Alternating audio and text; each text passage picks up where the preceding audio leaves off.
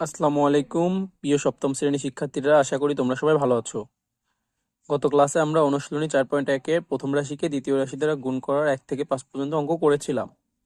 আজকে আমরা 6 থেকে 10 পর্যন্ত অঙ্ক করব।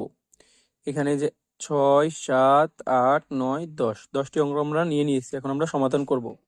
মানে 6 নাম্বার বলছে -3p² q⁴, এটাকে গুণ করতে হবে -6p⁵ q⁴।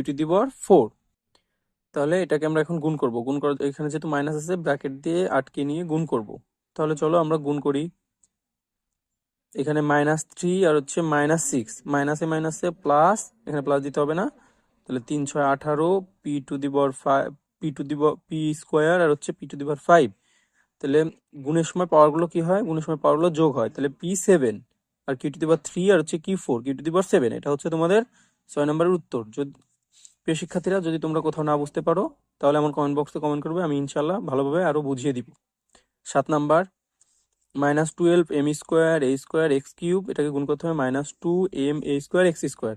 তাহলে চলো আমরা আগের বারের মতো ব্র্যাকেট দিয়ে আটকে নিয়ে গুণ করি। তাহলে এখানে গুণ -12 আর হচ্ছে -2, তাহলে +24 বা +24, m² আর হচ্ছে m³ a² হচ্ছে a², x5 কিভাবে হলো? এটা হচ্ছে x³ আর হচ্ছে x2, তাহলে হচ্ছে x5।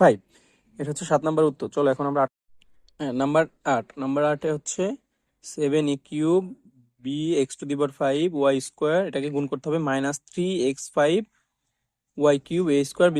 তাহলে আগের মতো ব্র্যাকেট দিয়ে আটকে নেওয়ার পরে গুণ করি।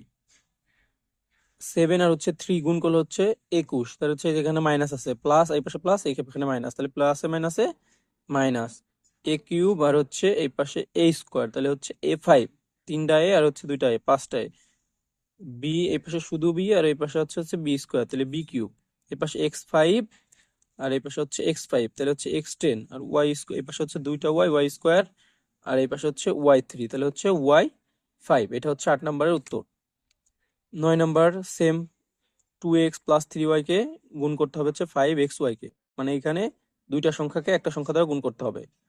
তাহলে আমরা প্রথম রাশি দিয়ে প্রথমে গুণ করি। তাহলে হচ্ছে 5 দুগুণে 10, x আর হচ্ছে x² y, তারপর হচ্ছে তোমার আবার +3 দিয়ে আবার এই রাশিকে, তাহলে 3 × 5 = 15, 15 x আর এই y আর হচ্ছে এই y² এটা হচ্ছে তোমাদের 9 নম্বরের উত্তর।